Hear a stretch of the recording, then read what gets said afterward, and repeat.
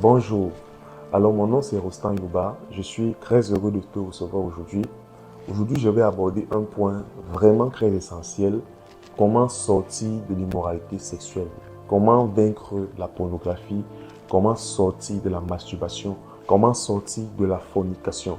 Si aujourd'hui tu te débats depuis plusieurs semaines, depuis plusieurs jours, depuis plusieurs mois, tu as des difficultés à mettre fin à ce cycle dans lequel tu te trouves, alors je t'invite à écouter cette vidéo jusqu'à la fin. Je tiens déjà à préciser que le but de cette vidéo n'est pas de te donner un enseignement de plus, mais de te dire concrètement comment est-ce que tu peux faire pour sortir définitivement de cette boucle dans laquelle tu t'es trouvé depuis plusieurs semaines ou depuis plusieurs jours ou plusieurs années déjà. Alors si tu ne te sens pas directement concerné par cette vidéo, je t'invite à partager la vidéo à tes proches, à des amis ou bien tout simplement à partager dans ton entourage parce qu'il se peut que plusieurs personnes autour de toi passent par des difficultés, veulent sortir de toute forme d'immoralité, veulent sortir de la pornographie, veulent sortir de la masturbation, veulent sortir de la fornication, mais n'arrivent pas à s'ouvrir, mais n'arrivent pas à parler autour d'eux, mais n'arrivent pas à se confesser, mais n'arrive pas à chercher de l'aide. Alors je t'invite à partager parce que le fait que tu partages peut aider quelqu'un à sortir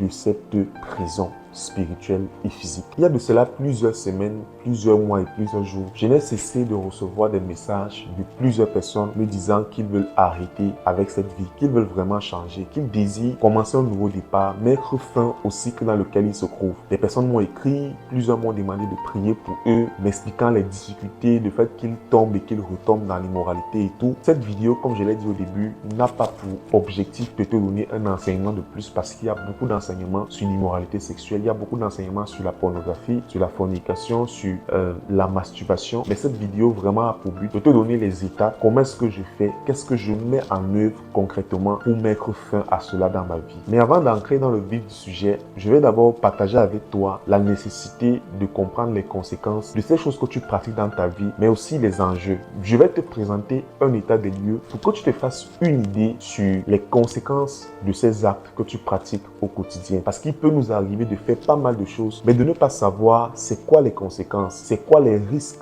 auxquels je m'expose chaque jour et c'est quoi les risques auxquels j'expose les personnes autour de moi et peut-être même ma famille quand je pratique de telles choses. Alors la première chose que tu dois savoir en demeurant dans la masturbation, dans la pornographie, dans l'immoralité sexuelle, dans la fornication, tu contribues à détruire des vies, tu contribues aussi à détruire ta propre vie. Tu détruis ta vie, mais tu détruis aussi la vie des autres personnes. Est-ce que tu savais que plusieurs personnes dans l'industrie, par exemple, de la pornographie, sont des personnes parfois issues des trafics humains? Plusieurs femmes avortent parce qu'elles ont été enceintes hors de leur consentement. Elles ont été issues du trafic humain. Elles ne veulent pas garder cette grossesse et elles se retrouvent aujourd'hui à faire des choses qui ne plaisent pas forcément à Dieu. Cette industrie du sexe contribue aussi aujourd'hui à détruire l'image que Dieu a donnée à chaque personne. Aujourd'hui, avec la pornographie, avec tout ce qu'il y a comme immoralité sexuelle, les personnes miroitent une beauté qui n'existe pas. Les personnes miroitent des performances sexuelles qui n'existent pas. Les personnes miroitent une vie qui n'est pas celle de Dieu. Je vois souvent plusieurs personnes être complexées par leur visage, être complexées par leur teint, être complexées par leur corps, tout simplement parce que lorsqu'elles se sont mises à regarder des vidéos des acteurs et tout, elles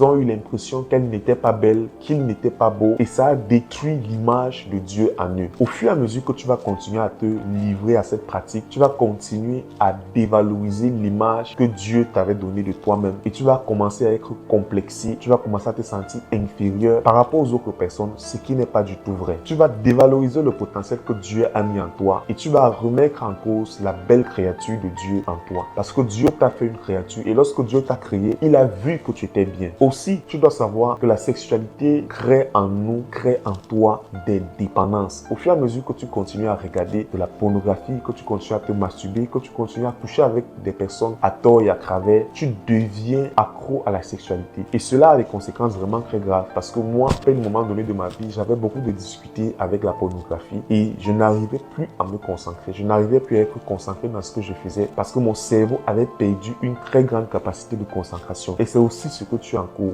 Aussi longtemps que tu demeures dans cette posture, tu auras des difficultés à faire évoluer ton intelligence. Ton cerveau sera accro à la sexualité et ça va contribuer à te rendre sous-performant. Tout ce que Dieu aura mis en toi comme performance, comme talent, comme intelligence ne pourra pas se développer et tu seras seras le grand perdant dans cette histoire. Tu dois aussi savoir que Satan a juste besoin d'une seule porte pour avoir accès à ta vie. Et par l'immoralité sexuelle, tu donnes accès à Satan à ta vie. Par cette façon de vivre que tu as jusqu'à présent, tu donnes l'autorisation à Satan d'entrer dans ta vie et de faire ce qu'il veut dans ta vie. Parce que tout ce qu'il lui faut, c'est une seule porte d'entrée dans ta vie. Et la sexualité est une porte d'entrée dans ta vie. Dans le livre de Proverbes 7, la Bible nous parle d'une femme prostituée. Proverbe 7 décrit la femme prostituée qui détruit les vies, qui amène la mort dans la vie de plusieurs personnes. Et c'est un texte qui nous enseigne beaucoup de choses sur la sexualité. Pendant que nous sommes encore dans l'introduction de cette vidéo, parce qu'elle sera longue, je t'invite vraiment à prendre le temps et t'asseoir. Comme je t'ai dit au début, le but n'est pas de faire un enseignement de plus, mais de te donner des méthodes. Comment est-ce que concrètement tu fais pour sortir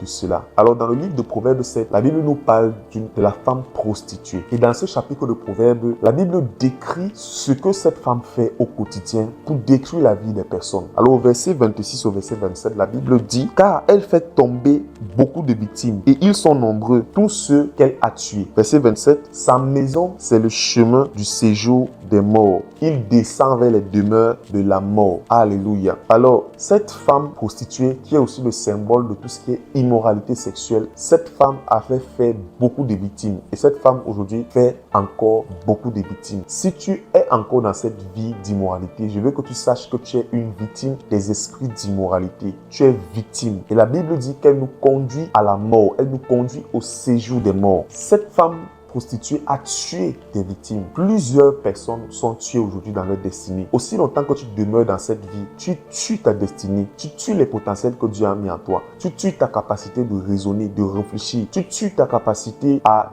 développer les idées que Dieu met en toi. Tu tues ton épanouissement. Plusieurs foyers ont été brisés à cause de l'immoralité, à cause de la fornication, à cause de la pornographie. Des foyers brisés, des enfants brisés, des relations brisées, des couples brisés, une santé brisée. Parce que je suis sûr que pendant que tu écoutes cette vidéo et que tu te retrouves dans ça, tu te sens mal. Tu as l'impression que tu n'as plus la santé. Peut-être même le fait d'avoir une vie sexuelle désordonnée, te livrer de personne à personne comme tu l'as fait, des personnes qui ne sont pas tes conjoints ou ta conjointe, t'a exposé à des maladies sexuellement transmissibles. La femme prostituée, qui est le symbole de l'esprit d'immoralité, a fait beaucoup de victimes. Et jusqu'aujourd'hui, elle fait encore beaucoup de victimes. La Bible dit que sa maison, c'est le chemin du séjour des morts. Est-ce que tu réalises que tu es sur le chemin du séjour des morts? Par cette vie que tu mènes, la mort est sur ton chemin. La mort t'accompagne chaque jour. Est-ce que lorsque tu regardes ta vie, lorsque tu regardes ta relation avec Dieu, est-ce que tu vois la vie de Dieu? Aujourd'hui, je veux que tu réalises, avant qu'on arrive sur comment sortir de ça, que le chemin sur lequel tu es un mauvais chemin. Ce chemin va te conduire à la destruction. Ce chemin va tuer plusieurs choses dans ta vie. Ce chemin va te détruire si tu n'arrêtes pas, si tu ne prends pas la résolution de sortir de là. Jésus-Christ disait dans Jean chapitre 8, verset 34, je vais le lire pour toi. En vérité, je vous le dis, leur répliqua Jésus, quiconque se lie au péché est esclave du péché. Jésus est en train de te dire aujourd'hui, parce que tu as vécu ta vie de cette manière, parce que tu t'es livré au péché, parce que tu t'es livré à la pornographie, parce que tu t'es livré à la masturbation, parce que tu t'es livré à la fornication et à bien d'autres péchés sexuels. La Bible dit que tu es devenu esclave de ces choses. Et tu peux véritablement témoigner que tu as l'impression que tu es devenu esclave, que tu es devenu prisonnier de ces choses. J'ai une bonne nouvelle pour toi. Si tu restes jusqu'à la fin de cette vidéo, Jésus-Christ, tu auras des solutions à ton problème et tu pourras sortir de cela une fois pour toujours. Alors, après avoir abordé ce point introductif avec toi, je vais aborder aussi un point essentiel. Un point essentiel pour lequel je pense que tu dois être éclairé afin de savoir et de comprendre aussi pourquoi toutes ces choses t'arrivent. Alors, le point que je vais aborder avec toi maintenant, c'est le point de la conduite de chaque jour. Ce qui te remplit te conduit. Je me répète, le point que je vais aborder avec toi à présent, c'est ce qui te remplit te conduit. Tu es conduit par ce qui te remplit. Et je vais aborder avec toi deux exemples de personnes qui ont été remplies par des choses et qui ont été conduites par ces mêmes choses, afin que tu comprennes que si aujourd'hui tu as des difficultés, si aujourd'hui tu te sens conduit à faire ces choses, conduit à pratiquer cette forme d'immoralité, c'est parce que tu es rempli de quelque chose qui te conduit à faire cela. C'est vraiment important de comprendre le principe afin de pouvoir identifier dans ta vie les choses qui te conduisent, les choses qui te remplissent et que tu puisses prendre les bonnes résolutions afin de sortir de ces pratiques. Alors le premier cas que nous allons prendre aujourd'hui, c'est le cas de Absalom qui a été rempli par la colère et par la haine. Et cette colère et cette haine qui avait rempli Absalom l'a conduit à faire un meurtre. L'histoire se trouve dans le livre de 2 Samuel chapitre 13. Ouvrons ensemble notre Bible. Alors l'histoire de 2 Samuel chapitre 13 nous raconte la vie de Tamar. Tamar était la sœur d'Absalom. Et Tamar a été violée par son demi-frère Amnon. En fait, Amnon désirait sa sœur Tamar et tous les deux étaient les enfants du roi David. Il désirait sa sœur et tellement il désirait sa sœur qu'il a violé sa sœur. Et la Bible nous enseigne que Absalom était rempli de colère. Et à cause de la plénitude de la colère qu'il avait vis-à-vis de son frère, de son demi-frère Amnon, il a posé des actes qu'il n'aurait pas dû faire. Alors, voici ce que la Bible dit dans le verset 22 du chapitre 13 de 2 Samuel.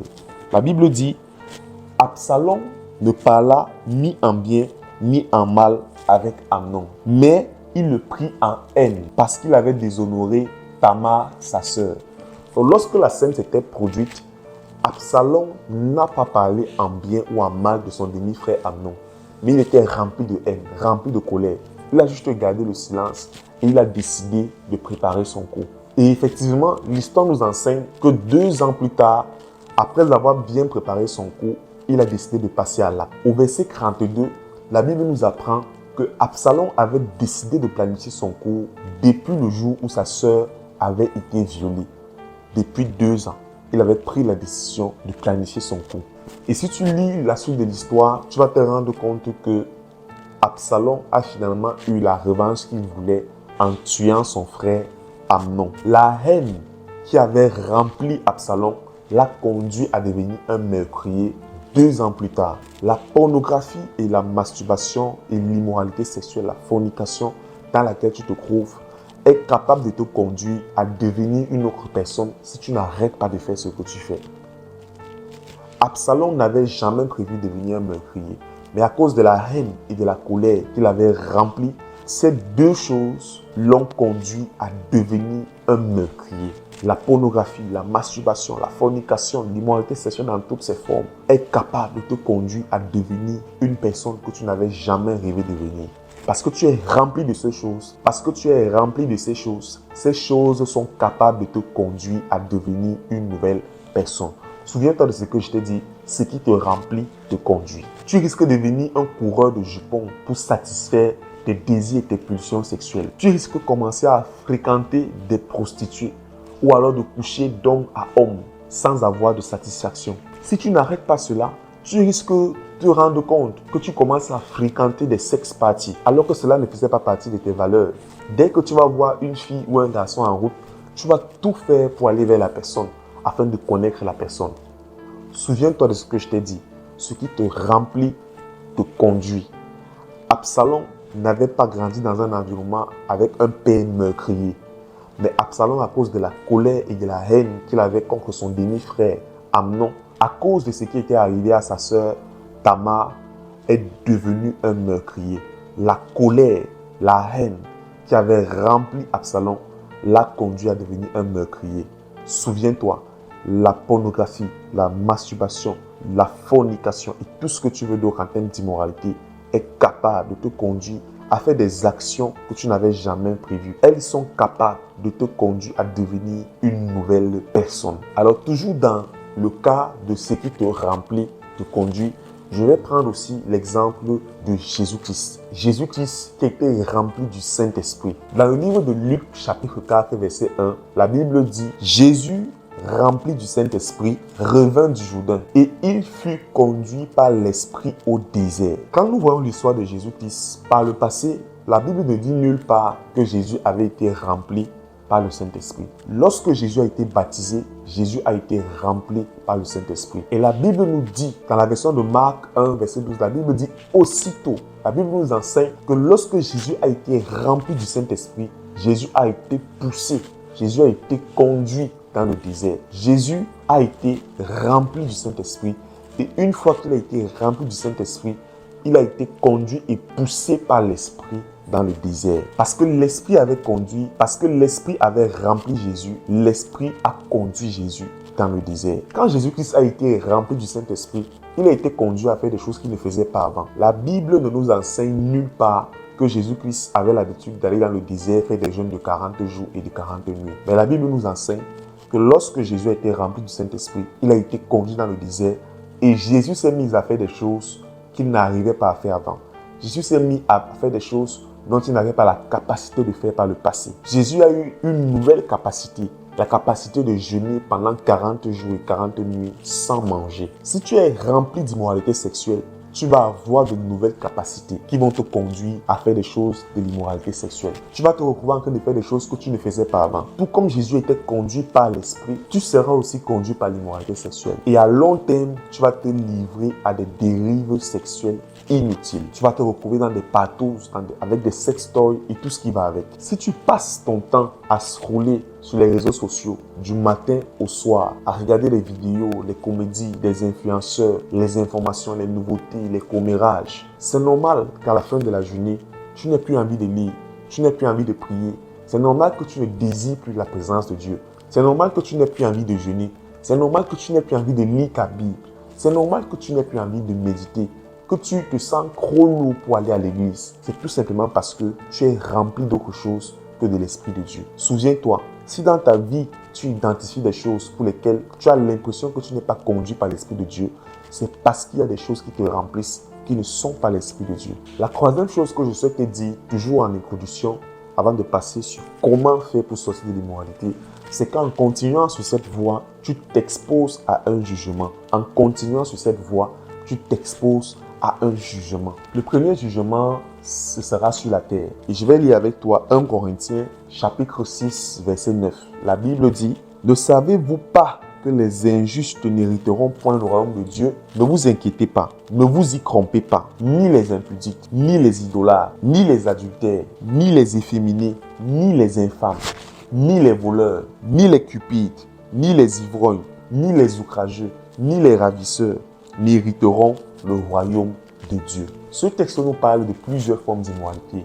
La Bible parle de l'impudicité. La Bible parle des adultères, ceux qui trompent leurs femmes. Si tu te livres à ces pratiques, sache que tu trompes ta femme, tu trompes ton mari, tu trompes ton partenaire. La Bible parle de l'idolâtrie. Peut-être pendant que tu m'écoutes, la sexualité est devenue pour toi une idole. Qu'est-ce qu'une idole? Une idole, c'est tout simplement une chose qui a pris la place de Dieu. C'est une chose qu'on préfère faire en lieu et place de faire ce que Dieu nous demande de faire. Si tu as l'impression que dans ta vie, tu n'arrives plus à obéir à la parole de Dieu, parce que tu aimes faire ces choses, alors elles sont devenues une idole. Et c'est de l'idolâtrie aux yeux de Dieu. Quand on parle du royaume de Dieu, les gens s'attendent à une vie après la mort.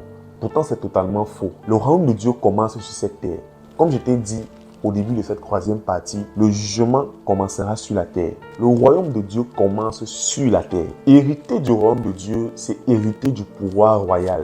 C'est avoir la domination comme Jésus a eu la domination. C'est avoir de l'autorité. Si tu demeures dans l'immoralité sexuelle, tu ne peux pas avoir de l'autorité sur le monde occulte. Tu ne peux pas avoir de l'autorité sur les puissances des ténèbres. C'est pourquoi les sorciers, les maris et les femmes de nuit peuvent continuer à te visiter parce que tu n'as pas encore hérité du royaume de Dieu. C'est la raison pour laquelle tu n'as aucune puissance. Le deuxième point, c'est qu'il y aura un jugement après ta mort sur cette terre. Et là, je vais te faire lire Apocalypse chapitre 21, verset 8. La Bible dit, « Mais pour les lâches, les incrédules, les abominables, les meurtriers, les impudiques, les enchanteurs, les idolâtres et tous les menteurs, leur part sera dans l'étang ardent de feu et de soufre, ce qui est la seconde mort. » Tu seras jugé sur la terre, tu seras jugé après ta mort. S'il te plaît, j'ai voulu insister sur ces points afin que tu réalises combien c'est important. Que tu saches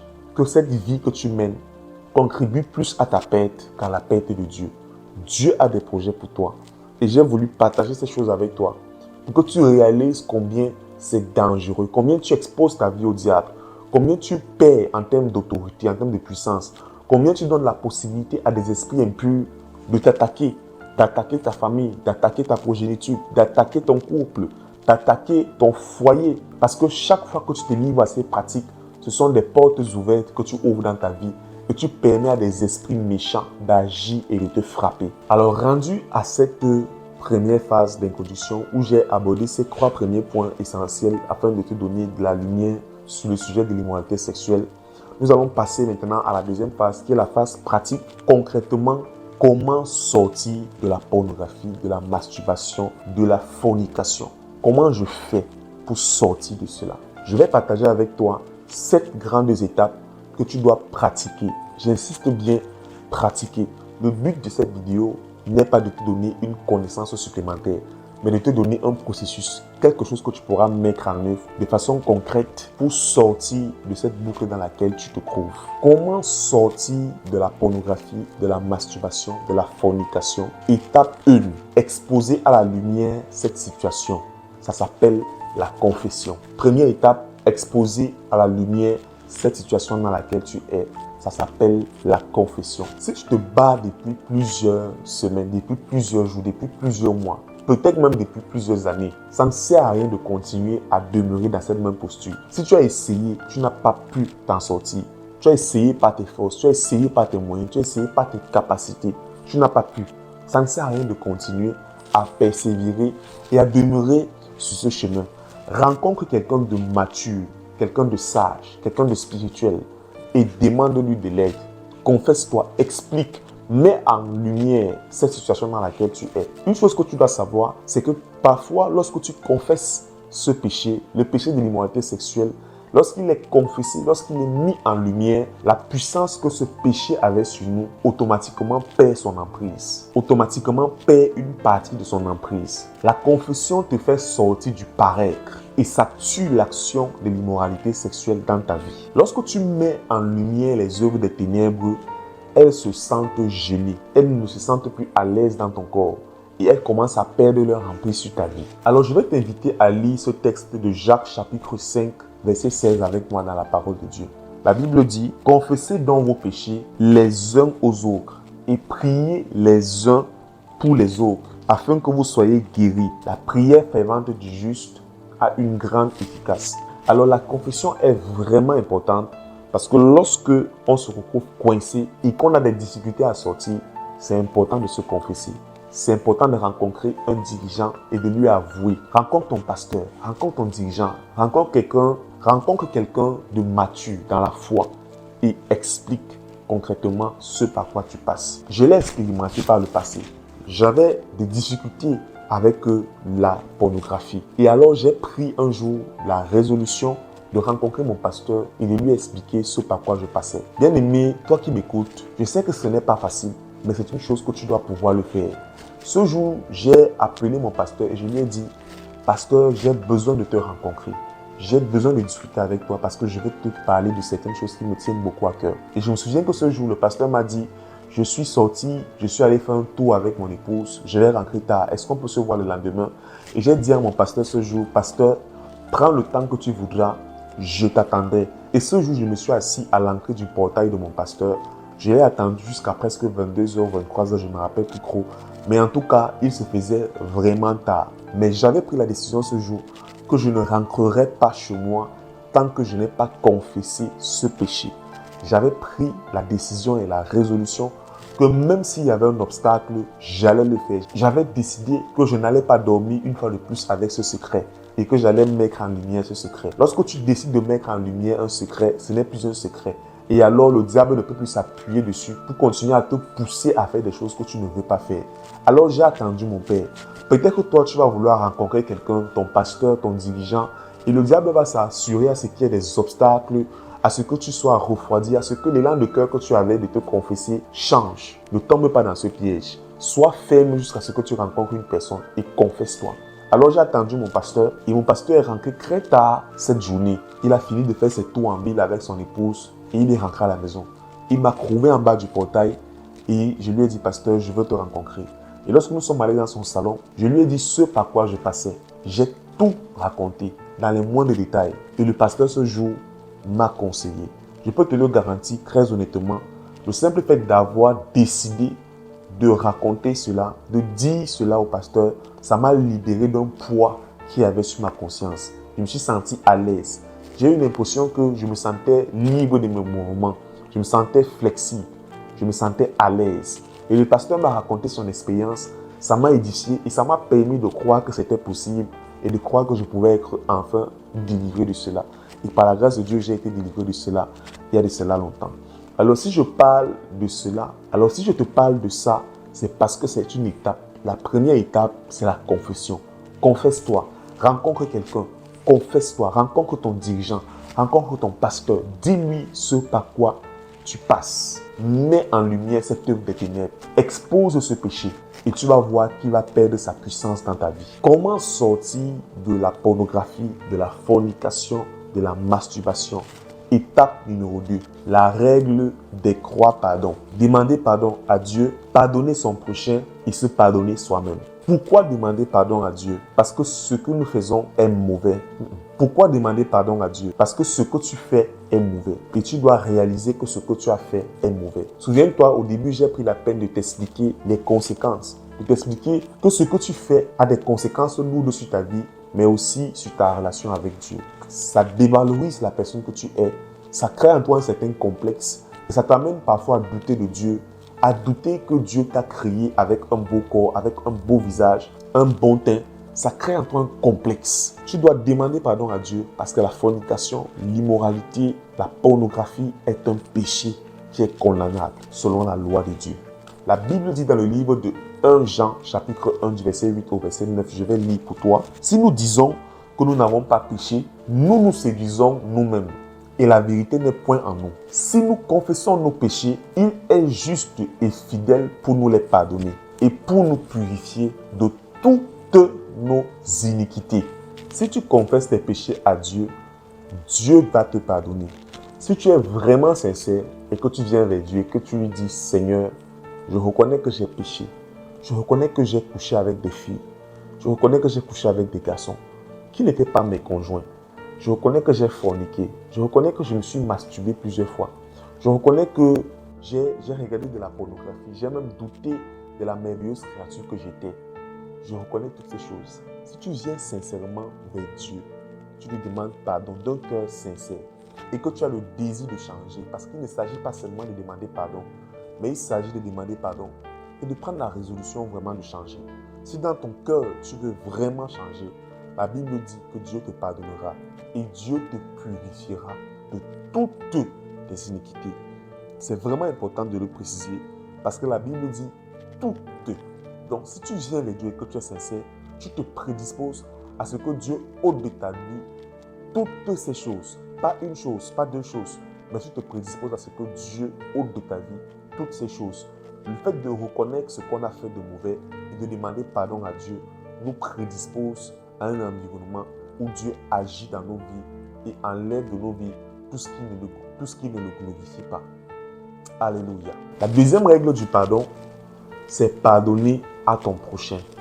Plusieurs personnes se sont retrouvées dans une vie d'immoralité sexuelle très souvent à cause d'un proche. Moi, je me suis retrouvé en train de voir de la pornographie pour la première fois parce que j'étais tombé sur des vidéos dans l'ordinateur d'un proche.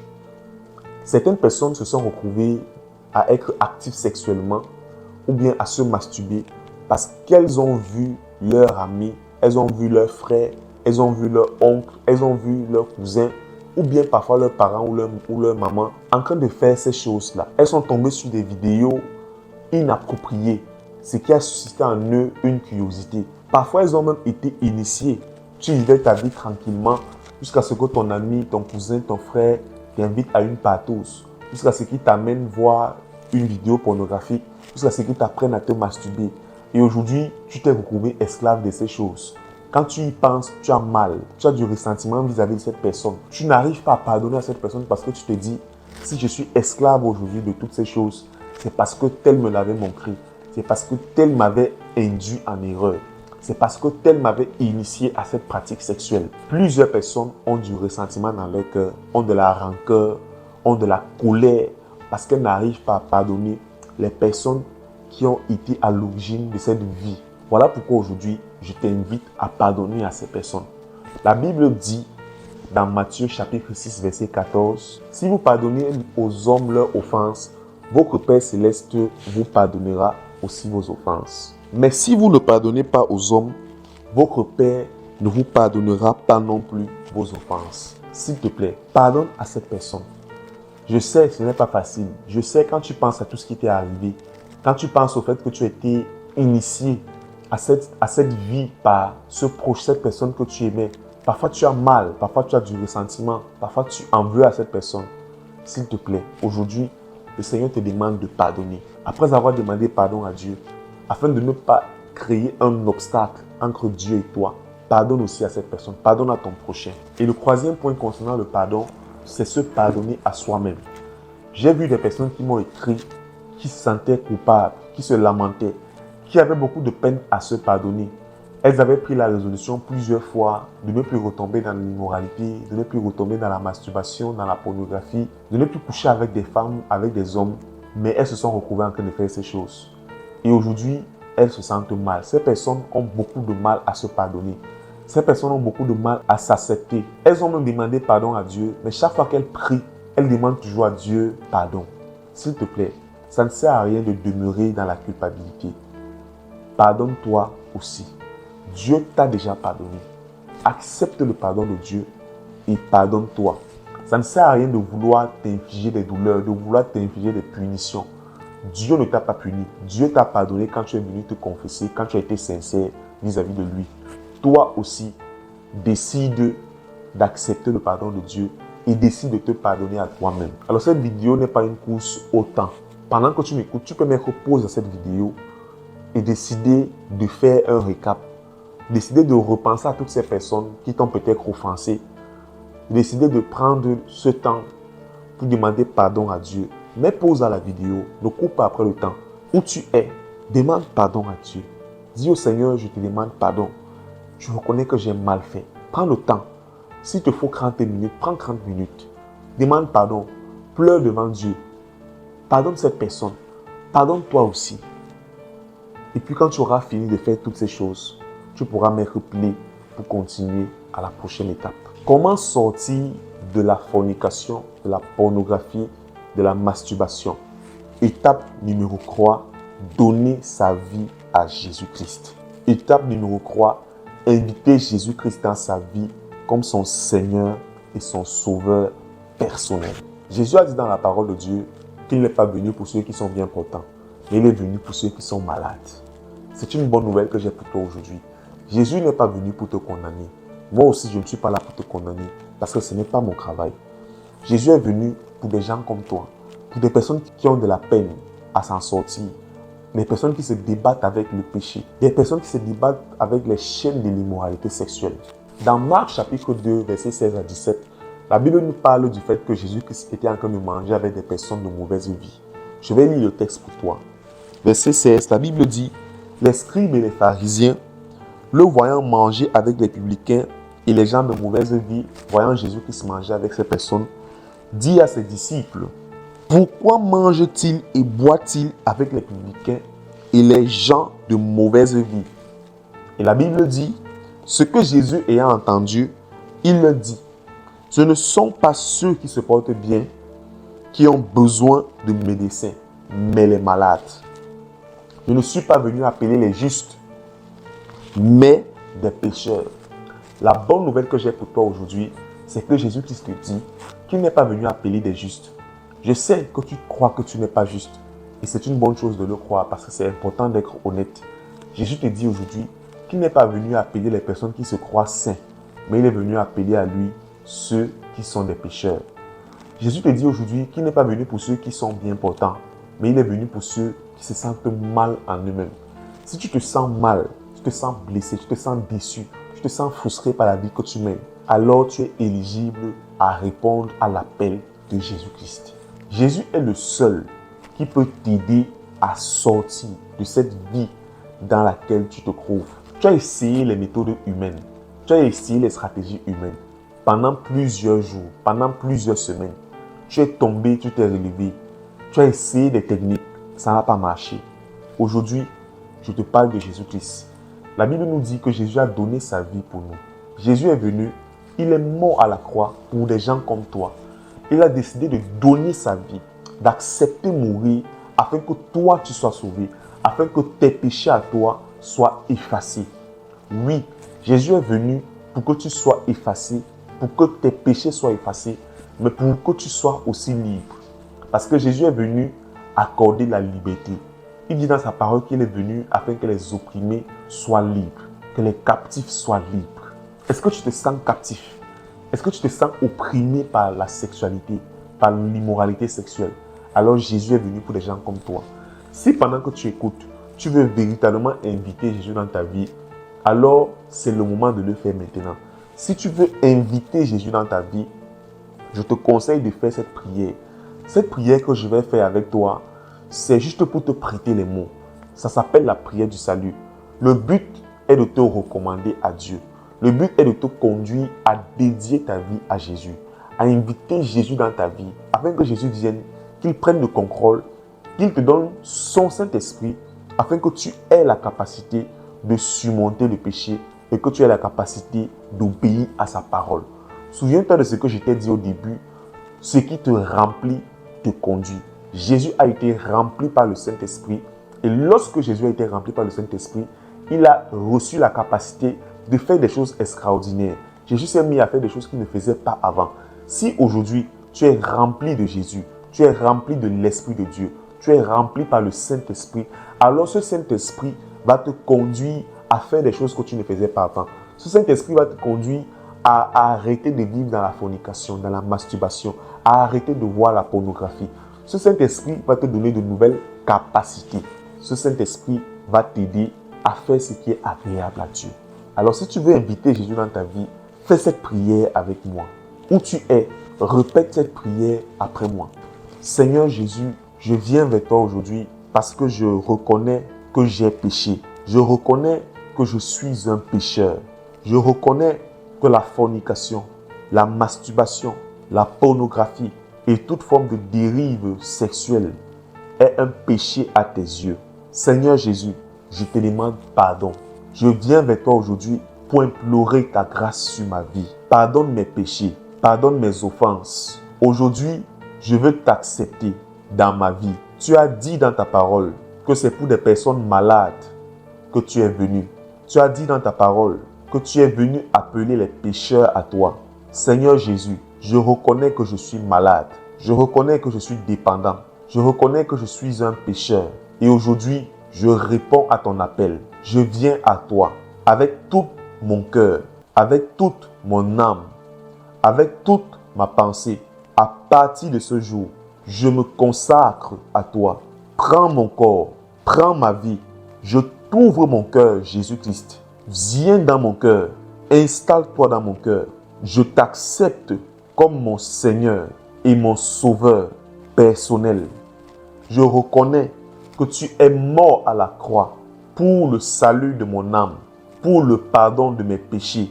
Je reconnais que tu es le seul Seigneur, tu es le seul Sauveur, tu es le seul qui est mort pour moi. Et je reconnais que c'est par ton nom que je suis sauvé. C'est par ton nom que j'ai la vie éternelle.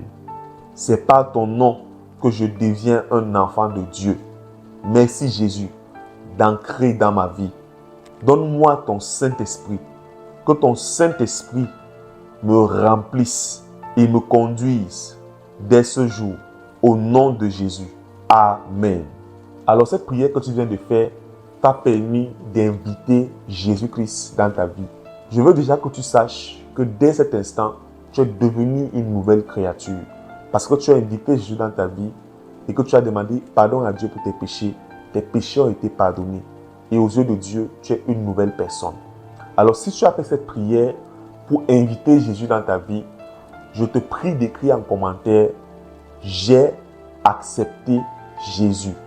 Si tu as invité Jésus dans ta vie et que tu as fait cette prière, écris en commentaire ou bien laisse-nous un message privé sur nos pages en disant « J'ai accepté Jésus ». Alors, c'est important que tu laisses ce message parce que quand tu auras laissé ce message, nous allons t'envoyer un message pour te donner des vidéos que tu pourras écouter pour commencer ta nouvelle marche avec Dieu. Parce que tu as fait cette prière, la Bible nous enseigne, selon Jean chapitre 1, verset 12, que tu es devenu un enfant de Dieu. Et parce que tu es devenu un enfant de Dieu, tu as besoin d'être enseigné sur les bases de la vie chrétienne. Donc, écris-nous ce message et nous allons t'envoyer un lien qui va te permettre d'écouter des vidéos de base sur ta foi chrétienne. Tu es béni. Shalom. Comment sortir de la pornographie, de la masturbation, de la fornication, de l'immoralité sexuelle? Étape numéro 4. Maîtriser les portes d'accès et rebâtir les murailles. Étape numéro 4. Maîtriser les portes d'accès et rebâtir les murailles. Ce qui te pousse à te masturber, à voir de la pornographie, à continuer à forniquer, c'est parce que ton esprit, ta mémoire est remplie de ces choses. Ton esprit est rempli de toutes ces choses. Voilà pourquoi tu continues toujours à faire ces choses qui ne plaisent pas à Dieu. La Bible dit dans le livre de 1 Corinthiens 5, verset 33, « Ne vous y trompez pas. Les mauvaises compagnies corrompent les bonnes mœurs. » Si ton esprit continue à être rempli de ces pensées, c'est parce que dans ta vie, il y a des portes d'accès à ton esprit. Il y a des portes d'accès à ton âme. Il y a des portes d'accès à ton corps. Les esprits d'immoralité continuent à avoir accès à ta vie parce qu'il y a des portes qui leur donnent accès à ta vie. Et dans le monde spirituel, il y a plusieurs portes d'accès à la vie d'un homme, à l'âme d'un homme. Ces portes d'accès permettent d'avoir accès à notre âme, à notre esprit, à notre corps. Comme le disait le verset qu'on a lu plus haut, les mauvaises compagnies corrompent les bonnes mœurs. Tes fréquentations du quotidien, tes compagnies ont une influence directe sur ta vie. Dans cette partie, je vais partager avec toi 5 portes d'accès que tu dois contrôler dès à présent et maîtriser dès à présent pour éviter que ton corps, ton âme et ton esprit soient souillés et que tu te retrouves encore en train d'être conduit par l'immoralité. Parce que n'oublie pas, si tu es rempli de l'immoralité sexuelle, tu seras conduit par l'immoralité. Par contre, si tu es rempli par autre chose, tu ne pourras plus être conduit par l'immoralité sexuelle. Le but de cette 4e étape, c'est de maîtriser les portes d'accès à ton âme, à ton esprit, à ton corps. Les portes par lesquelles ces esprits passent pour remplir ton âme, ta pensée. Les portes d'accès que je vais partager avec toi sont inspirées des 5 sens de l'homme. Il y en a plusieurs, mais pour le cas de cette vidéo, je me suis limité aux 5 sens de l'homme. Parce que chaque sens de l'homme est une porte d'accès à son âme, à son corps, à son esprit. La première porte d'accès, c'est l'ouïe. Quand je parle de l'ouïe, je parle des oreilles, je parle de ce que tu entends. Dans le monde spirituel, on enseigne ce qu'on connaît, mais on transmet ce qu'on est. Qui sont ceux que tu écoutes? Quelles sont les personnes que tu passes ton temps à écouter du matin au soir? Que ce soit à la maison, au quartier, sur les réseaux sociaux, au travail. Les choses que tu écoutes ont une influence sur ton âme. Qu'est-ce que tes amis te disent? Qu'est-ce que tes collègues te disent? Qu'est-ce que tes frères te disent? Quelles sont ces choses que tu écoutes et que tu sais entendre qu'elles polluent ton âme? Ne te fie pas seulement à des personnes. Si tu passes ta journée à écouter des personnes qui font la promotion de la pornographie, qui font la promotion de la masturbation, si tu passes tes journées à écouter des personnes qui parlent avec plaisir de comment ils ont couché avec leurs copines, avec leurs copains, tu dois savoir que tu es en train d'être rempli de l'immoralité. Qu'est-ce que tu écoutes? Quelles sont les musiques que tu écoutes? Tu vas peut-être me dire, non, j'écoute seulement, je ne vois pas. J'écoute juste des audios. Mais je veux que tu saches une chose, c'est que derrière chaque musique, il y a un esprit. Et ce que tu écoutes comme musique colle à ta vie des esprits impurs ou des esprits saints.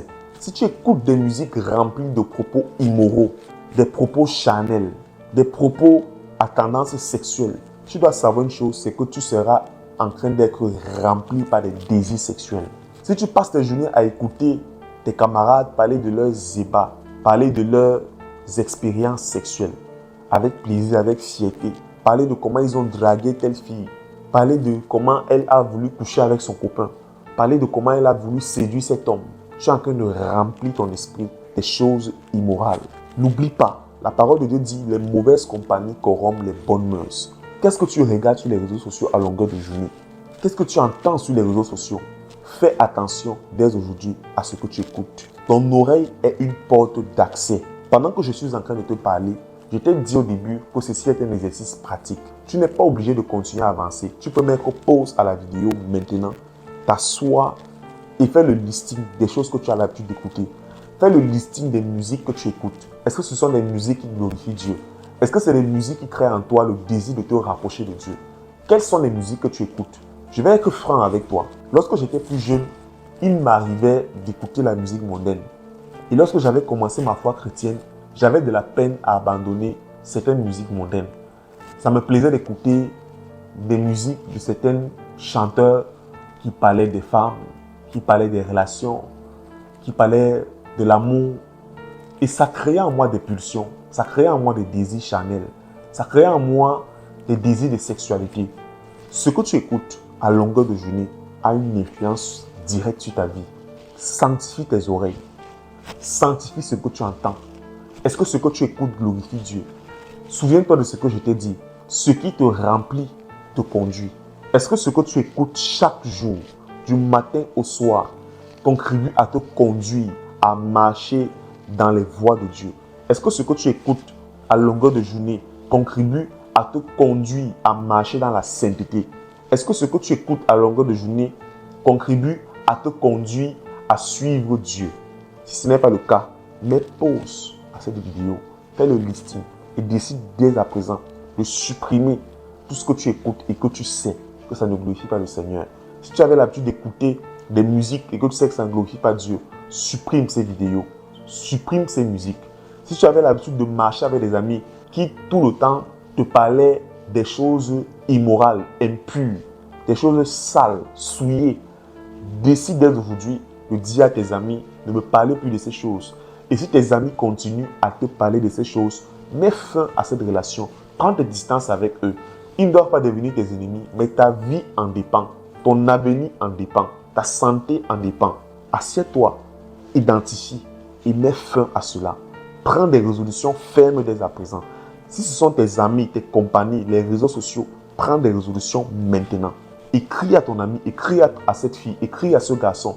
Dis-lui, arrête de me parler de sexualité. Arrête de me parler de tes expériences. Arrête de me dire comment tu as voulu draguer cette personne ou cette personne. Arrête de me raconter des choses que tu as lues dans des magazines sexuels. Arrête de me raconter des choses que tu as écoutées. Parce que oui, lorsque des personnes te parlent, ça attire ta curiosité. Je me souviens, j'avais des amis qui me racontaient souvent des choses qu'ils ont vues lorsqu'ils voyaient des vidéos pornographiques.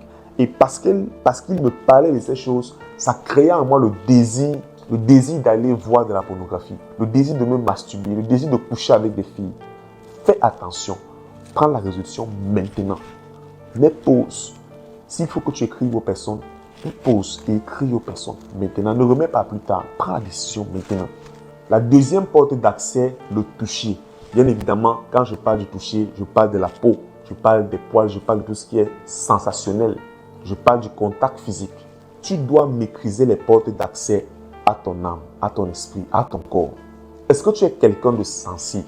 Est-ce que tu es obligé de faire la bise? Tu sais que lorsque tu arrives au travail, ou bien lorsque tu es avec tes amis et que tu fais la bise, ça crée en toi des pulsions sexuelles. Si ça crée en toi ces choses, pourquoi tu continues de les faire? Je ne suis pas en train de dire que faire la bise, c'est un péché. Non, ce n'est pas ce que je dis. Mais ce que je dis, c'est que certaines personnes sont sensibles. Et le diable se sert de leur sensibilité pour les remplir des choses impures, pour remplir leur vie de l'immoralité. Tu sais, toi-même, dans ta propre vie, que lorsque tu embrasses une fille ou bien lorsque tu embrasses un garçon et que tu lui fais la bise, ça crée en toi des pulsions. Et plus tu as ces pulsions, parce que tu veux satisfaire ces pulsions, tu te retrouves en train de voir de la pornographie ou bien en train de te masturber ou bien en train de vouloir coucher avec quelqu'un. Prends la résolution aujourd'hui d'arrêter de faire cela.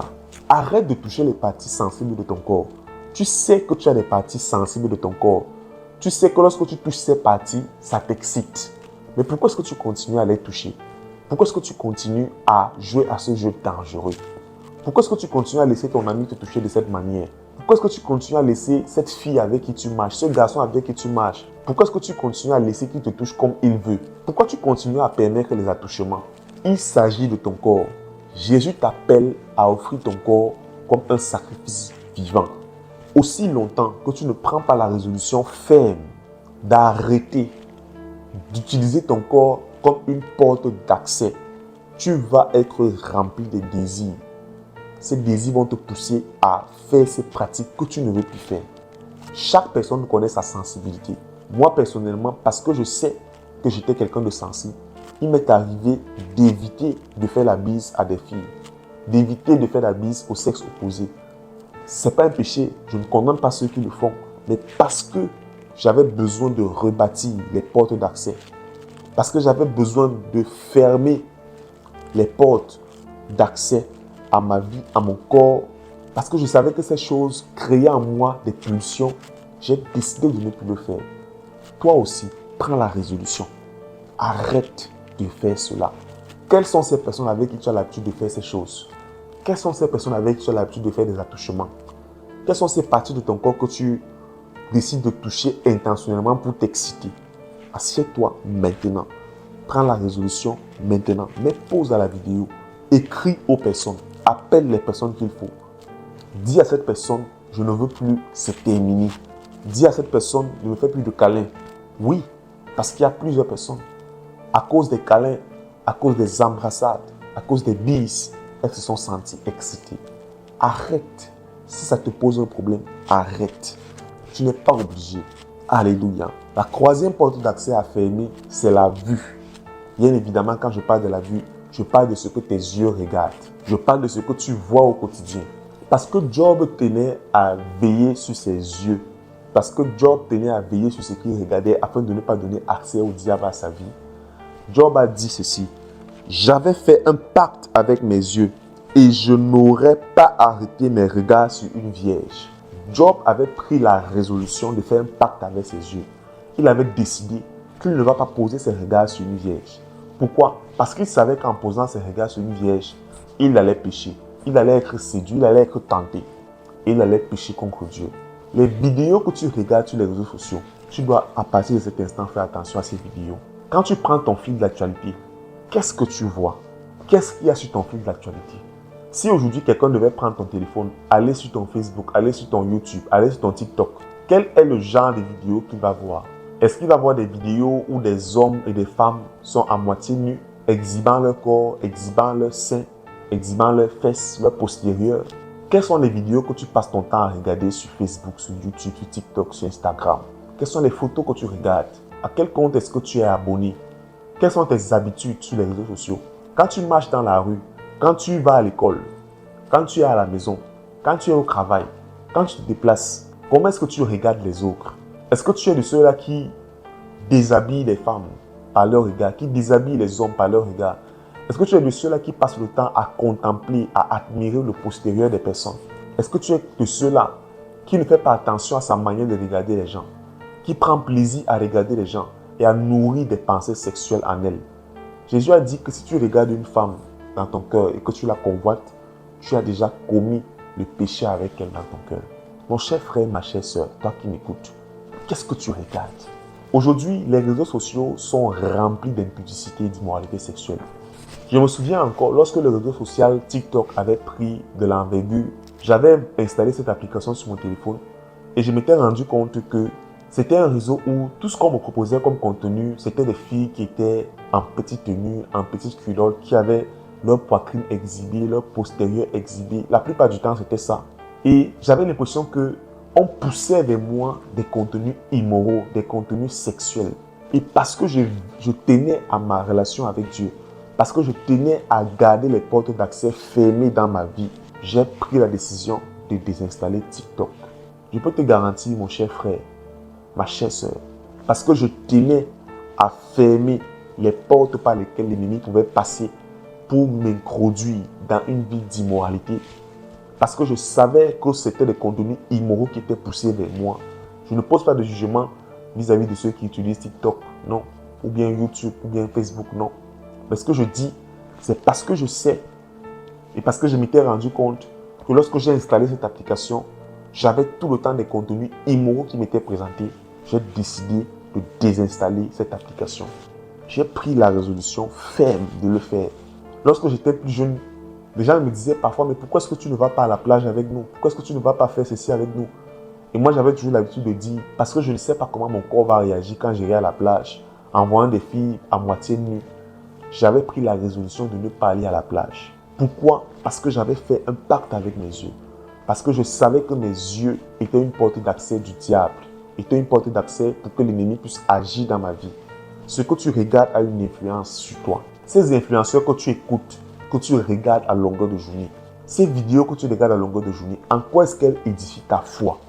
En quoi est-ce qu'elles te permettent d'aimer plus Dieu? En quoi est-ce qu'elles te permettent d'aimer plus Jésus-Christ? En quoi est-ce qu'elles créent en toi le désir de prier, le désir de jeûner, le désir de lire la parole de Dieu, le désir de méditer, le désir de chercher Dieu? En quoi est-ce qu'elles créent en toi des pensées pures? Tu passes ton temps à écouter des vidéos de comment les femmes ont trompé leur mari, des coachs sur les réseaux sociaux. Tu passes ton temps à écouter des vidéos des influenceurs, de voir les vidéos, comment elles et ils exhibent leur corps. Ça te détruit et ça nourrit en toi des pensées immorales. Il fut un temps dans ma vie chrétienne parce que j'avais l'impression que les réseaux sociaux me conduisaient à me masturber, étaient la source de cette vie que je menais.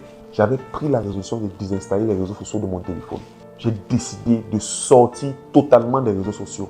S'il faut que tu arrives à ce niveau pour rétablir ta vie avec Dieu, pour sortir de cette vie, tu dois être prêt à le faire. J'ai pris cette résolution et quand j'ai su que j'avais le contrôle sur toutes ces choses, je suis revenu sur les réseaux sociaux. Aujourd'hui, j'ai un compte TikTok, j'ai un compte Facebook, j'ai un compte YouTube. Je suis sur les réseaux sociaux.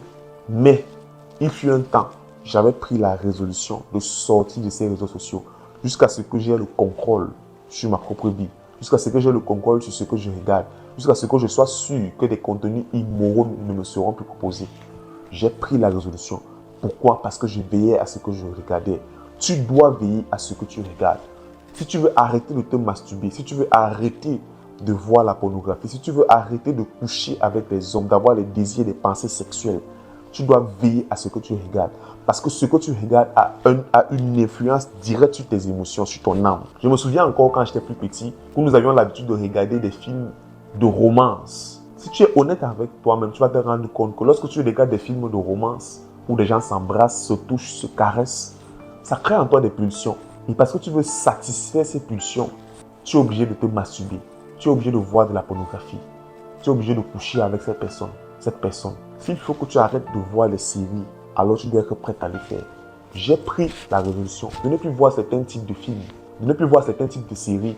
Lorsque une série est sexuelle, est prononcée sexuellement, où les gens s'embrassent à tort et à travers, j'arrête. Je ne vois pas. Parce que je veille sur mes yeux, je veille sur ce que je regarde.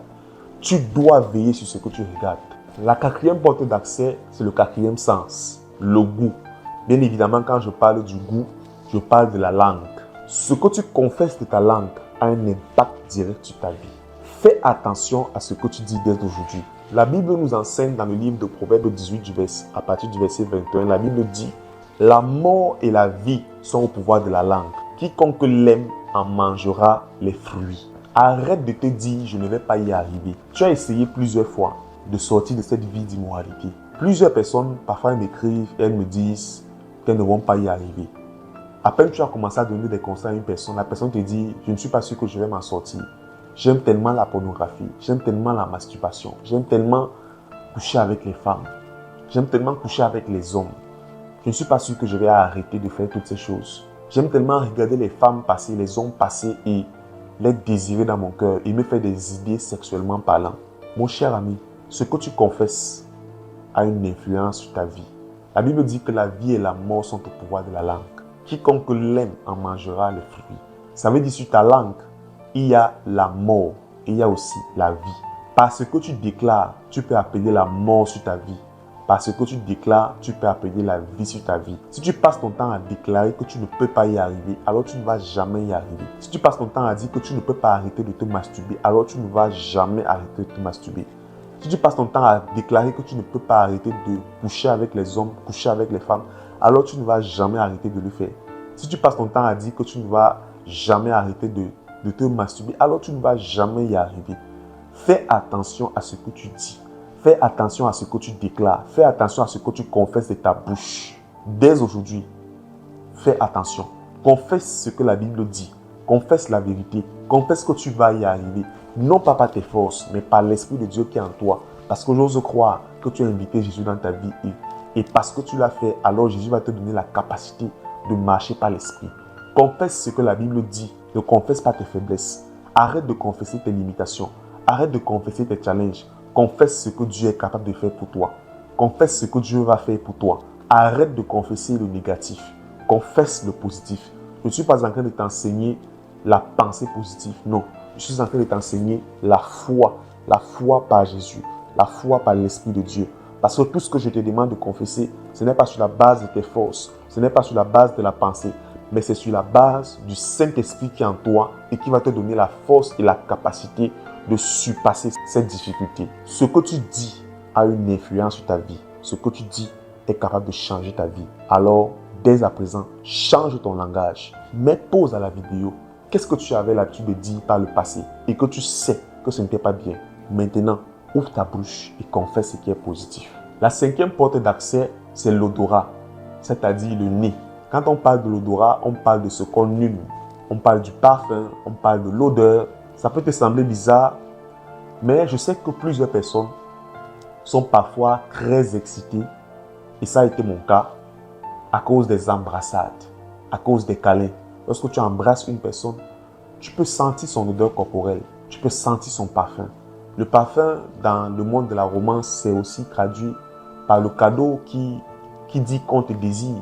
On avait souvent l'habitude de dire, lorsqu'un homme ou lorsqu'une femme t'offre un parfum, c'est pour dire qu'elle t'aime, c'est pour dire qu'elle est amoureuse de toi ou qu'il est amoureux de toi.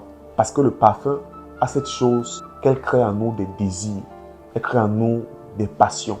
C'est pas mauvais d'utiliser un parfum, c'est pas ce que je dis. Mais je suis aujourd'hui venu t'interpeller à faire attention à ces choses que tu recherches. Dans le livre de Cantique des Cantiques, du chapitre 4, verset 11, la Bible nous parle du roi Salomon qui décrivait combien il aimait sa fiancée. Et la Bible dit dans ce texte, « Et l'odeur de tes vêtements est comme l'odeur du Liban. » Le roi Salomon parlait de l'odeur du vêtement de sa bien-aimée, mais au verset qui précédait, il a parlé de l'odeur de son parfum. Ça veut dire en réalité qu'il y avait deux odeurs, l'odeur du parfum et l'odeur du vêtement. Et nous savons tous que l'odeur du vêtement n'est rien d'autre que l'odeur corporelle. Le roi Salomon dit combien il aimait l'odeur corporelle de sa bien-aimée. Certaines personnes sont parfois excitées par les odeurs corporelles. C'est peut-être ton cas, toi qui m'écoutes. Tu es excité par des odeurs corporelles. Tu es excité par l'odeur corporelle de ton voisin, de ta copine, de ton copain, de ton ami avec qui tu marches, de ton collègue, de ton ami, ton camarade de classe, etc. Certaines personnes sont même envoûtées par des parfums. Aujourd'hui, je suis venu te dire, fais attention à ce que tu humes. Fais attention à ce que tu désires comme satisfaction avec ton nez. Fais attention au câlin. Fais attention au rapprochement. Cette personne avec qui tu te rapproches beaucoup trop. Et qu'une fois, après avoir été avec cette personne, tu sais dans ton esprit que lorsque tu passes du temps avec elle, lorsque tu embrasses cette personne, lorsque tu tiens cette personne dans tes bras, l'odeur de son parfum, son odeur corporelle, crée en toi des désirs, des passions, des pulsions. Et une fois que cette personne est partie, tu es obligé de te masturber, tu es obligé de voir de la pornographie, tu es obligé de vouloir coucher avec la personne à cause de son odeur. Je sais, et je le parle parce que par expérience, lorsque je discute avec des personnes m'expliquent ces choses. À cause de l'odeur, à cause de l'odeur d'une personne, nous sommes tentés à faire des choses. À cause des parfums des personnes, nous sommes tentés à faire des choses. À partir d'aujourd'hui, mets de l'ordre dans ton odorat. Mets de l'ordre dans ce que tu humes. Prends la résolution. Sois discipliné. Mets de la discipline dans ta façon de vivre. Rebâtis les murailles. L'apôtre Paul avait écrit aux Colossiens et il leur avait dit dans Colossiens 3, verset 5, faites donc mourir les membres qui sont sur la terre, l'impudicité, l'impureté, les passions, les mauvais désirs et la cupidité qui est une idolâtrie. Paul disait aux Colossiens, faites mourir. C'est à toi de faire mourir. C'est à toi de prendre la résolution dès maintenant. C'est à toi de décider. Ce n'est pas à ton pasteur. Ce n'est pas à moi de le faire. C'est à toi de prendre la résolution maintenant. De décider de mettre fin à cette vie. C'est à toi de rebâtir les murailles. C'est à toi de fermer les portes d'accès de l'ennemi dans ta vie. J'ai parlé des 5 sens. C'est à toi de t'asseoir, de faire le listing de chacune de ces portes d'accès. C'est à toi d'identifier les choses qui te conduisent, les choses par lesquelles l'ennemi passe pour te remplir, afin de te conduire dans l'immoralité sexuelle. C'est à toi de prendre la résolution maintenant. Paul a dit, faites mourir. C'est ta responsabilité de faire mourir, de tuer ses désirs, de prendre les dispositions, de prendre les mesures qu'il faut. C'est ta responsabilité. Tu dis tout le temps, tu as arrêté de coucher avec les femmes. C'est à toi de prendre la responsabilité de ne plus recevoir les femmes chez toi lorsque tu es seul.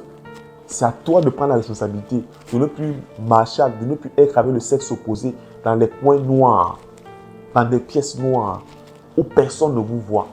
C'est à toi de prendre la résolution. Je vais conclure pour ce point qui concerne les différentes portes d'accès que j'ai partagées avec toi.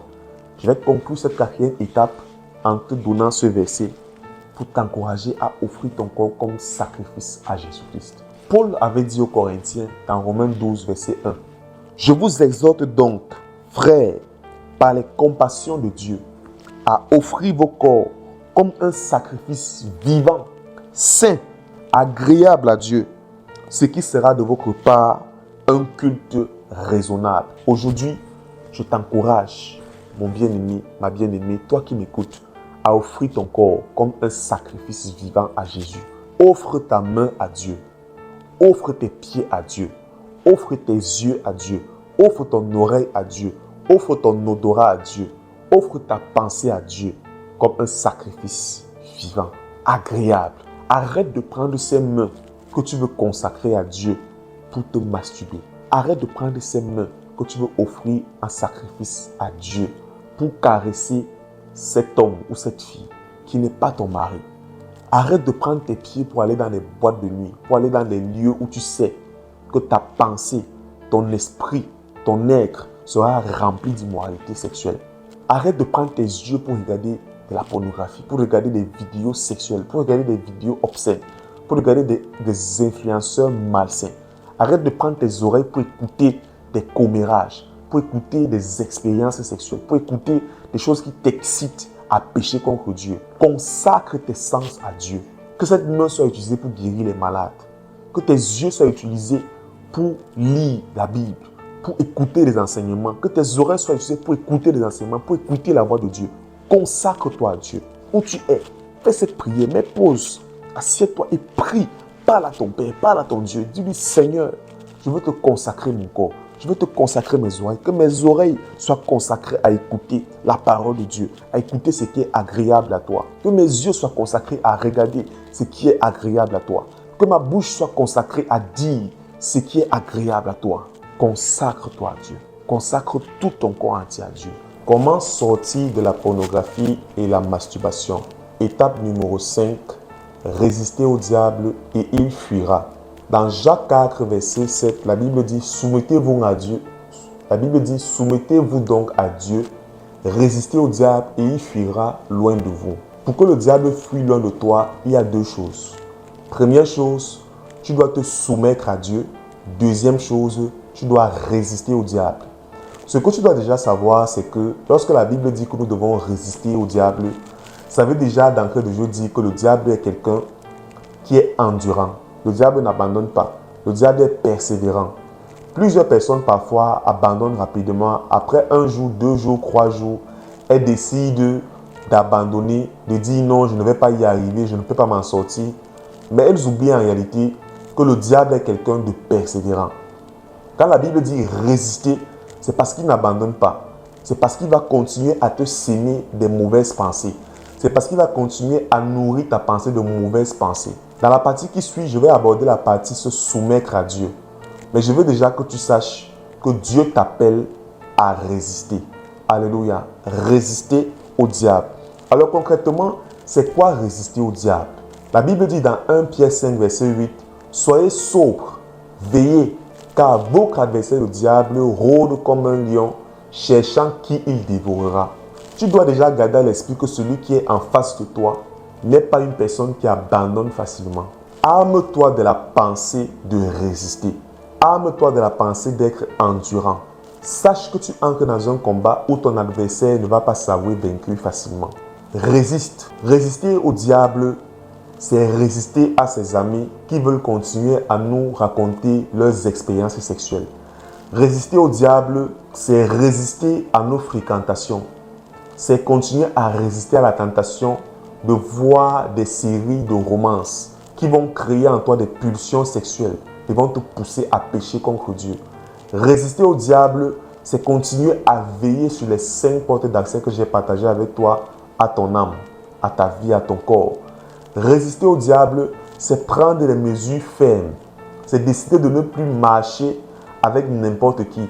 Même si tes amis veulent revenir vers toi, c'est décider de te séparer de certaines fréquentations que tu sais qu'elles ne t'aident pas à te rapprocher de Dieu.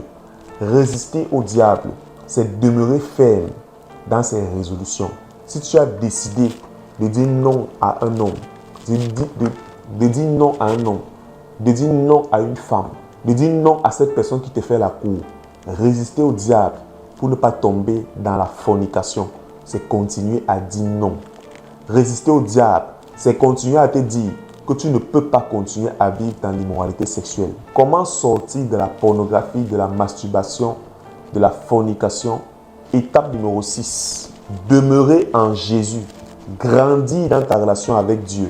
Obéir de tout cœur à la doctrine de la parole de Dieu. Alors, je veux déjà que tu saches que Jésus-Christ n'est pas un taliban. Plusieurs personnes viennent à Jésus et ils veulent accepter Jésus dans leur vie. Ils voient comment d'un claquement de doigts, tout ce qu'ils avaient comme péché, tout ce qu'ils avaient comme difficulté avec l'immoralité sexuelle disparaissent. Dieu peut te faire grâce. Dieu est souverain. C'est arrivé pour certaines personnes et je crois que ça continue d'arriver. Mais il faut que tu saches que Jésus n'est pas un marabout. Qu'après l'avoir accepté, tu vas t'attendre à ce que tu vas faire cette prière, tu vas continuer à vivre ta vie comme tu veux et t'attendre à ce que le péché parte. Non. La Bible dit dans Jean 8, verset 32, vous connaîtrez la vérité et la vérité vous rendra libre. Lorsque la Bible parle de connaître la vérité, la Bible ne parle pas d'une connaissance intellectuelle, mais elle parle d'une expérience personnelle avec la vérité. Et la vérité n'est rien d'autre que Jésus-Christ, parce que Jésus a dit qu'il est le chemin, il est la vérité et il est la vie. Aujourd'hui, je t'invite à ne pas prendre Jésus-Christ comme ton marabout, comme cette personne que tu appelles, à qui tu fais recours quand tu as besoin d'une chose et après tu disparais. Jésus t'appelle à demeurer avec lui, à être avec lui. N'oublie pas, Dieu dans sa souveraineté peut te faire grâce, mais Dieu regarde au cœur. Parce que plusieurs personnes viennent à Jésus avec des mauvais mobiles et des mauvaises intentions. Plusieurs viennent à Jésus-Christ, veulent être délivrés de la pornographie, de la masturbation, de l'immoralité sexuelle en général, mais ne veulent pas arrêter de mentir, mais ne veulent pas arrêter de voler. Si c'est ton cas, si c'est ce qui est dans ton cœur, alors sache que ça ne marche pas comme ça avec Jésus-Christ. Dans Jean 15, verset 4 à 6, la Bible dit, et ça c'est Jésus qui parle, il dit, « Demeurez en moi et je demeurerai en vous. Comme le sarment ne peut de lui-même porter du fruit, s'il ne demeure attaché au cep, ainsi vous ne pouvez non plus si vous ne demeurez en moi. Je suis le cep, vous êtes les sarments. Celui qui demeure en moi et en qui je demeure porte beaucoup de fruits, car sans moi, vous ne pouvez rien faire. Car sans moi, vous ne pouvez rien faire. Car sans Jésus, tu ne peux rien faire. Tu dois demeurer en Jésus, parce que sans lui, tu ne peux rien faire. Jésus a dit, celui qui demeure en moi et en qui je demeure porte beaucoup de fruits. Si tu veux porter beaucoup de fruits pour la sainteté, si tu veux porter beaucoup de fruits dans ta relation avec Dieu, si tu veux porter beaucoup de fruits dans ta victoire sur le péché, tu as vécu longtemps dans l'immoralité sexuelle, tu es fatigué de cela, tu veux vivre une vie de sanctification qui plaît à Dieu, tu veux porter du fruit dans ta marche avec Dieu, tu as la réponse aujourd'hui. Demeure en Jésus, demeure dans la parole de Dieu, demeure en Christ. Si tu demeures en lui, Jésus ne te promet pas que tu vas porter des fruits, mais Jésus te dit que tu vas porter beaucoup de fruits. Alléluia. Romains 6, verset 16. La Bible dit, « Ne savez-vous pas qu'en vous livrant à quelqu'un comme esclave pour lui obéir, vous êtes esclave de celui à qui vous obéissez, soit du péché qui conduit à la mort, soit de l'obéissance qui conduit à la justice. » Verset 17. « Mais grâce soit rendue à Dieu de ce que, après avoir été esclave du péché, vous avez obéi de cœur à la règle de doctrine dans laquelle vous avez été instruits. » Alléluia. Alors l'apôtre Paul rendait grâce ici pour la vie des personnes qui avaient été autrefois esclaves du péché, comme peut-être toi qui m'écoutes. Et il rendait grâce du fait que ces personnes, à un moment donné, ont décidé d'obéir à la doctrine, ont décidé d'obéir aux enseignements des apôtres qu'ils avaient reçus. Si toi aussi, tu décides d'obéir à la doctrine de Dieu, aux enseignements de la parole de Dieu, alors tu recevras la victoire sur le péché, comme ces personnes aussi ont reçu la victoire sur le péché. Ces personnes ont été délivrées de l'emprise du péché parce qu'elles ont décidé d'obéir de cœur. La Bible dit, soit de l'obéissance qui conduit à la justice. Si tu décides d'obéir de tout ton cœur à la parole de Dieu, alors la justice de Dieu se fera dans ta vie. Et le péché qui pèse sur ta vie, la pornographie, la masturbation, l'immoralité qui pèse sur ta vie, va perdre son emprise dans le nom de Jésus-Christ. Alors, quelle est cette doctrine? Quels sont ses fondements? Quelle est la doctrine dont l'apôtre Paul parle ici? Ouvrons ensemble Acte 2, verset 42. Alors, ce verset nous parle de la vie des apôtres, de leurs activités, de comment est-ce qu'ils vivaient. La Bible dit, ils persévéraient dans l'enseignement des apôtres, dans la communion fraternelle, dans la fraction du pain et dans les prières. Alors, la sainte doctrine repose sur 4 éléments principaux, 4 piliers que nous partage ce texte qui reflète la vie des apôtres, la vie dans laquelle les apôtres persévéraient. La première chose, c'est l'enseignement des apôtres. Tu dois demeurer dans l'enseignement. Les apôtres ont prêché Jésus-Christ comme étant le Seigneur et le Sauveur. Les apôtres ont prêché Jésus-Christ comme celui qui délivre. Les apôtres ont prêché Jésus-Christ comme celui qui sauve. Les apôtres ont prêché le baptême en Jésus-Christ. Les apôtres ont parlé de Jésus comme celui qui reviendra bientôt. Tu dois nourrir ta foi des enseignements de la parole de Dieu. Dès aujourd'hui, commence à écouter les enseignements. Commence à lire la Bible. Commence à pratiquer ce que tu vois comme enseignement. Écoute les enseignements de ton pasteur. Écoute ce que tu achètes des livres chrétiens. Lis et mets-les en pratique. Lis ta Bible. Prie. Demande au Saint-Esprit de te parler pendant que tu lis la Bible. Et pratique ce que tu vois dans la parole de Dieu. Et le Saint-Esprit va te conduire. Le deuxième point, c'est la communion fraternelle. Ne reste pas seul dans ton coin en pensant que tu vas t'en sortir.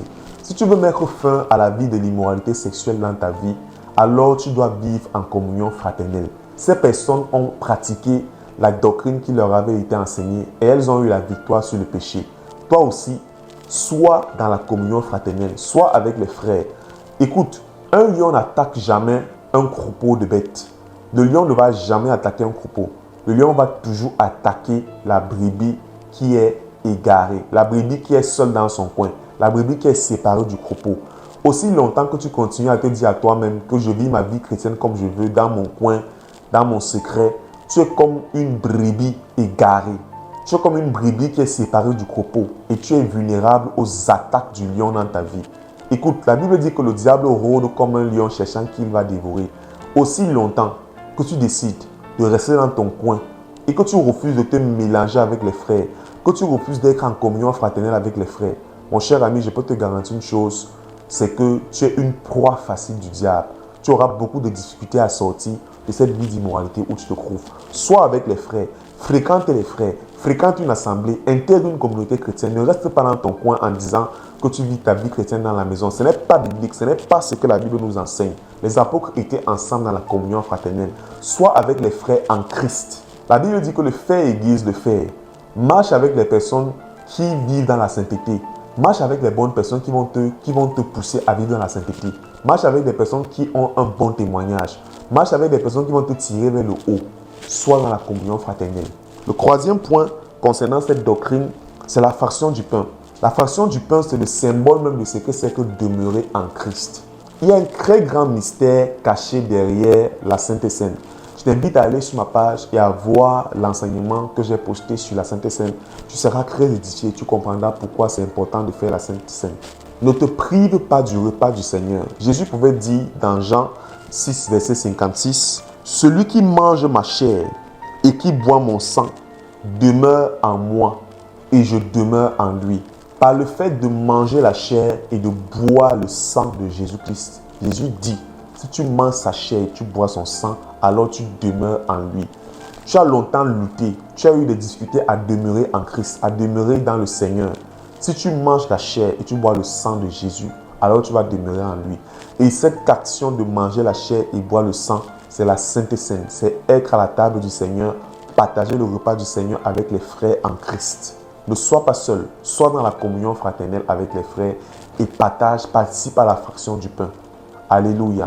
Et le quatrième point concernant les piliers des enseignements des apôtres, c'est la prière. Quand on parle de la prière, certaines personnes vont me dire, je ne peux pas y arriver. Je n'arrive pas à prier longtemps. Je n'arrive même pas à prier. Je n'ai même pas envie de prier. La Bible nous enseigne dans le livre de Luc 16, verset 10, que si tu es fidèle en peu de choses, Dieu va te confier de plus grandes choses. Aujourd'hui, concernant la prière, je veux vraiment t'inviter à avoir une vie de prière personnelle.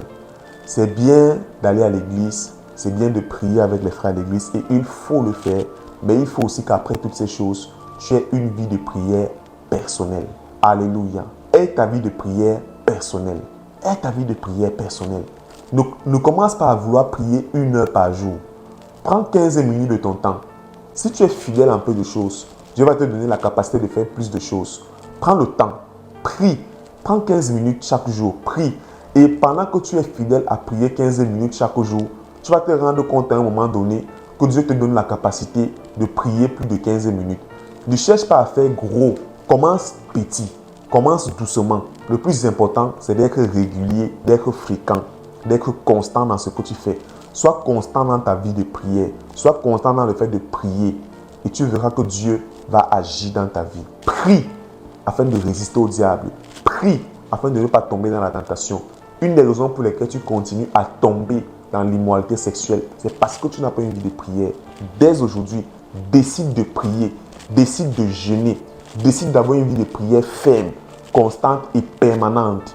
Et tu verras que le diable fuira loin de toi. Sois chaud dans la prière. Les mouches ne se posent que sur les corps qui sont froids. Si tu es quelqu'un chaud pour le Seigneur, zélé pour le Seigneur, certains esprits ne vont plus jamais t'attaquer. Les esprits de mari et de femme de nuit qui rôdaient autour de toi ne vont plus jamais te séduire. Parce que tu es chaud et tu seras zélé pour Dieu. Alléluia. Comment sortir de la pornographie, de la masturbation, de la fornication? Étape numéro 7. Et si je retombe, je fais comment? Étape numéro 7. N'abandonne jamais le combat. Certaines personnes me disent, et si je retombe, je fais comment? Je te réponds aujourd'hui en te disant, n'abandonne jamais le combat. Et dans cette partie, dans cette étape, je vais attirer ton attention sur un certain nombre de points. Le premier point, c'est ne fais pas de promesses à Dieu. Demande-lui de t'aider. Demande à Dieu de t'aider. Arrête de lui faire des promesses. Le diable se sert parfois des promesses que nous faisons à Dieu pour nous faire culpabiliser et nous maintenir au sol. Pendant longtemps, tu as dit au Seigneur, Seigneur, je te promets, je ne vais plus pécher. Seigneur, je te promets, je ne vais plus me masturber. Seigneur, je te promets, je ne vais plus coucher avec tel ou avec tel. Et tu as recommencé. Et tu te sentis tellement mal, culpabilisé. Tu t'es mis à culpabiliser et tu es resté cloué sur le lit. Tu es resté cloué au sol. Écoute, c'est le moment de ne plus faire des promesses à Dieu. Arrête de faire des promesses à Dieu. Viens humblement vers Dieu et dis-lui, Papa, aide-moi. Papa, je veux faire ta volonté. Demande au Seigneur de t'aider et Dieu va t'aider. Ne lui fais plus de promesses. Demande-lui de t'aider et il va t'aider. Alléluia. Parce que ces promesses, le diable va s'en servir pour te faire culpabiliser. Et tu ne mérites pas cela parce qu'aujourd'hui tu connais la vérité. La Bible dit dans Philippiens 4, verset 13, « Je puis tout par celui qui me fortifie. » Aujourd'hui, je veux t'encourager à chercher les promesses de Dieu et à t'accrocher aux promesses de Dieu. S'il te plaît, ne fais pas de promesses à Dieu, mais toi, accroche-toi aux promesses de Dieu. Dieu nous a promis tellement de choses dans sa parole. Accroche-toi et dis au Seigneur, je peux faire par celui qui me fortifie. Et celui qui te fortifie, c'est Dieu. Demande-lui de t'aider et il t'aidera. La deuxième chose, c'est que tu dois t'attacher à la vérité. La Bible dit, le juste tombe 7 fois et se relève. Proverbe 27, verset 6. Car 7 fois le juste tombe et il se relève. Mais les méchants sont précipités dans le malheur. Écoute, la vérité, c'est ce que la parole de Dieu dit de toi. Arrête de te concentrer sur la réalité. La réalité, c'est que tu es tombé. Mais la vérité, c'est ce que Dieu dit de toi. Dans Jean 17, verset 19, la Bible dit, et c'est Jésus qui parle, il dit, « Je me sanctifie moi-même pour eux, afin qu'eux aussi soient sanctifiés par la vérité. » Tu es déjà saint parce que tu as décidé de venir à Jésus-Christ. Tu es déjà saint. Et parce que tu es saint, alors tu décides de ne plus vivre dans le péché. Arrête de croire que parce que tu es tombé, tu n'es plus saint. Tu es saint parce que Jésus s'est sanctifié pour toi. Mais parce que tu es saint, tu dois arrêter de tomber dans l'immoralité. J'espère que tu saisis la nuance. La vérité, c'est que tu es saint. La réalité, c'est que tu es tombé. Mais la vérité, c'est que tu es saint. Tu n'es pas saint parce que tu fais les œuvres d'un saint. Mais tu es saint parce que Jésus s'est sanctifié pour toi. Et Jésus dit dans Jean 15, verset 3, « Déjà vous êtes purs à cause de la parole que je vous ai annoncée. » Jésus est en train de dire à ses disciples qu'ils sont purs à cause de la parole que tu as reçue aujourd'hui. À cause de la sincérité. Si tu es vraiment sincère, que tu veux vraiment changer, que tu as vraiment invité Jésus dans ta vie, alors sache que tu es pur à cause de la parole de Dieu. Mais c'est parce que tu es pur que tu dois maintenant vivre dans la sanctification, que tu dois éviter de tomber dans le péché et non l'inverse. Arrête de vouloir acheter Dieu avec ta vie de sanctification. Dieu t'a fait saint et c'est parce que tu es saint que tu montres à Dieu que tu dois vivre dans la sanctification et tu dois fuir le péché. Dans le livre de 1 Jean 5, verset 3, la Bible nous enseigne que l'amour de Dieu consiste à garder ses commandements. Et ces commandements ne sont pas pénibles. La Bible dit parce que tout ce qui est né de Dieu triomphe du monde. Tout ce qui est né de Dieu triomphe du monde. Et la victoire qui triomphe du monde, c'est notre foi. Parce que tu es né de Dieu, alors tu as la victoire sur le péché. Alors tu as la victoire sur la pornographie. Alors tu as la victoire sur la masturbation. Alors tu as la victoire sur la fornication. Parce que tu es né de Dieu, alors tu as la victoire. Aujourd'hui, je veux t'encourager à t'attacher à ce que la parole de Dieu dit. Tu as la victoire. Arrête de dire que tu ne peux pas y arriver. Tu as la victoire. Dis-toi que tu peux. Dis-toi que tu vas y arriver. Dis-toi que Jésus a payé le prix et a gagné pour toi. Attache-toi à la vérité. Alléluia. Alors, pour clôturer sur cette dernière phase, je dirais que certaines personnes, après avoir pratiqué tout ce qui a été dit plus haut, peuvent sentir qu'elles ne s'en sortent pas toujours. Bien évidemment, parce que certains esprits s'attachent à nous à cause de nos habitudes. De la même manière que tu as commencé à pratiquer la pornographie, la masturbation et tout ce qui va avec, les esprits impurs sont attachés à ta vie. Et quelquefois, cela peut nécessiter qu'une personne prie pour toi. Qu'une personne prie pour toi. Une personne qui a l'onction de Dieu prie pour toi pour chasser les esprits impurs. Si tu as pratiqué, tu as pris la peine de pratiquer tout ce qui a été dit dans cet enseignement, quand je parle vraiment de prendre la peine de pratiquer, ne te précipite pas à aller voir un homme de Dieu pour te fatiguer inutilement. Donne-toi le temps, mets en pratique ce qui a été dit, déroule les différentes étapes. Une fois que tu le fais et que tu te rends compte que tu n'y arrives pas et que tu as l'impression que tu es sous une emprise démoniaque, satanique, alors cherche un homme de Dieu, cherche un homme oint qui a l'onction de Dieu sur lui et demande-lui de prier pour toi afin de briser la puissance du péché et que tu sois totalement libre.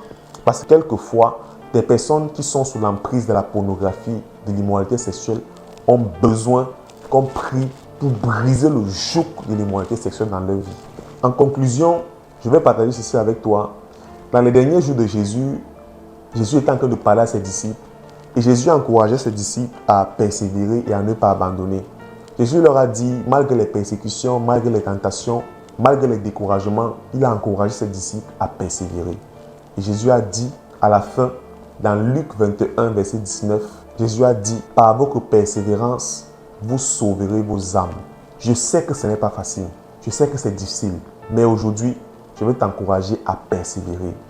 Parce que par ta persévérance, tu vas sauver ton âme. Par ta persévérance, tu vas sauver ton âme. N'abandonne pas, n'abandonne jamais. Souviens-toi, le juste tombe 7 fois et se relève.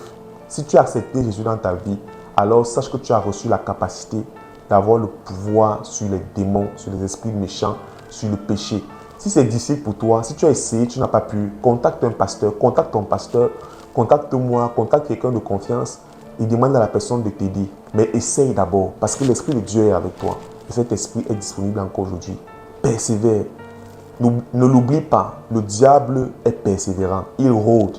Il va continuer à te donner des mauvaises pensées afin de t'exciter à faire le mal. Mais toi, persévère. Sache que le combat ne sera pas facile. Mais si tu résistes au diable et que tu te soumets à Dieu, alors le diable fuira loin de toi. Souviens-toi, soumets-toi à Dieu, résiste au diable et il fuira loin de toi. Alors si tu as écouté jusqu'à la fin et que tu as été béni, laisse-moi un commentaire pour nous encourager. Partage cette vidéo autour de toi parce que plusieurs personnes souffrent en silence des prisons sexuelles mais ne peuvent pas parler à leurs proches. Partage cette vidéo autour de toi parce qu'elle peut sauver plusieurs personnes. Écris-nous aussi en commentaire depuis quel pays tu nous écoutes. Tu es béni. Shalom.